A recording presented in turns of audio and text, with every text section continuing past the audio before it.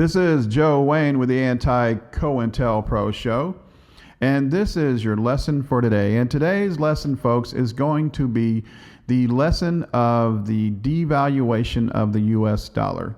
And I promise you, please don't tune away, because this is going to affect literally every single person that watches and listens to this video. And this is going to be the most simple, most direct devaluation lesson that you have ever encountered. I promise you, because we are going to go straight to the point of the matter in a very straight, linear way. No convoluting of any numbers here. It's all black and white, very easy for you to understand.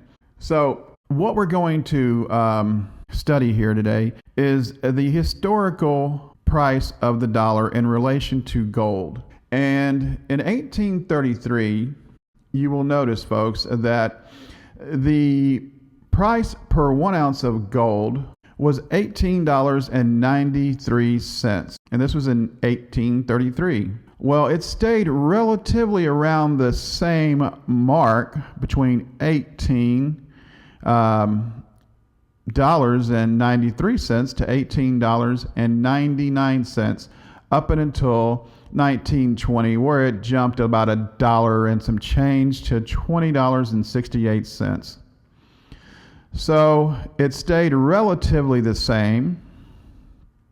In 1931, it went down about $3 to $17.06, and this was right in the beginning stages of the Great Depression, which started in 1929, October 29 of 1929, and it stayed relatively the same until around 1933. And if you remember that 1933 date, it is the date that they started confiscating gold, because they wanted to keep the wealth in the hands of the few corporate fascists. And this is still the same MO that the corporate fascists that run our country, that run our politicians and our media, well, this is their same modus operandi. Never changes, never will, until we actually physically change it. So from 1933 to 1934, it jumped to $34.69. So from $18.93 in 1833 to 1933, it jumped from $18.94 to, in 1934, $34.69. So that's the Great Depression and the devaluation of our stock market and our consumer confidence in the U.S. going down right before your eyes. From 1934 until 1971, it stayed around the same mark. It took around $34 and some change to buy that same ounce of gold. That in 1833 took $18.93 to purchase. So in 1971, why does that date sound familiar? Well, that date sounds familiar because that is the date that Nixon took us off the gold standard. The strength of a nation's currency is based on the strength of that nation's economy. And the American economy is by far the strongest in the world. Accordingly, I have directed the Secretary of the Treasury to take the action necessary to defend the dollar against the speculators. I have directed Secretary Connally to suspend temporarily the convertibility of the dollar into gold or other reserve assets, except in amounts and conditions determined to be in the interest of monetary stability and in the best interest of the United States. So you will notice after he took us off, and if you remember correctly, if you were alive in 1971 and had money in the bank, you will notice that if you read the newspapers in 1971, that nobody in the world wanted our U.S. dollars after Nixon took us off the gold standard. And why did he take us off the gold standard, folks? Well, he took us off the gold standard so that his corporate fascist masters in the Federal Reserve could start printing money, okay? Unlike paper currency, you cannot print more gold, okay? So in 1971, for that same ounce of gold, what started relatively skyrocketing, because no longer did we have a tangible asset to support and back our financial system. i.e., we started printing money. So in 1972, it jumped from 40.62 to 58.52. That's almost that's about an $18 and change jump in 1 year. In 1973, well, you had almost a $40 jump to 97.39. In 1974, you had another $60 jump almost in that price of 1 ounce gold. It's up to $154 in 1974. 1975 being devalued even more as we print more money, because if you know anything about supply and demand, folks, the more of something you have, the less value that it has. i.e., the more money you print, the less it is worth, and the more of those printed dollars that it will take to purchase that same ounce of gold. So in 1976, it started going down because Jimmy Carter in the late 70s, destroying consumer confidence again because the issues that we were having with Iran and Saudi Arabia. You remember the Iranian hostage debacle where Carter could not get our hostages back in Iran, but who did? A private citizen by the name of Ross Perot, who warned us about all of this money printing back in the early 90s and late 80s. So in 1979, the price per ounce of gold jumped to $306. In 1980, it doubled again as the dollar was continuing the death spiral. So it doubled from $306 in 1979 to $615 to buy that same ounce of gold in 1980.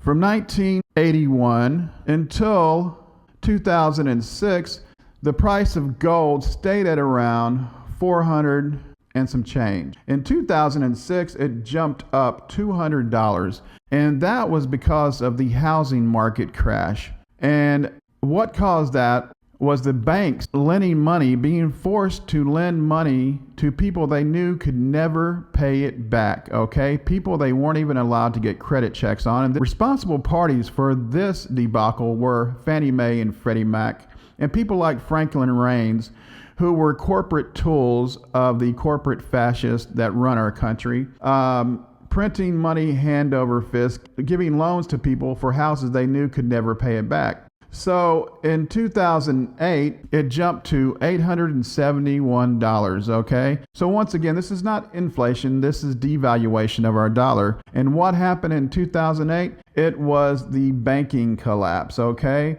Where we had to bail out all of the central bankers. Nobody else got that money, but the central bankers did, and they held on to it and are still holding on to it. So in 2008, it took 871 of those dollars to purchase the same ounce of gold that in 1833 it took $18.93. Once again, not inflation, devaluation. In 2009, as the economy is still getting worse, that 871 jumped to 972. In 2010, what happened, folks? It jumped to a whopping 1224.53. And what happened in 2010? Well, that was QE2. And QE2 basically stands for quantitative easing.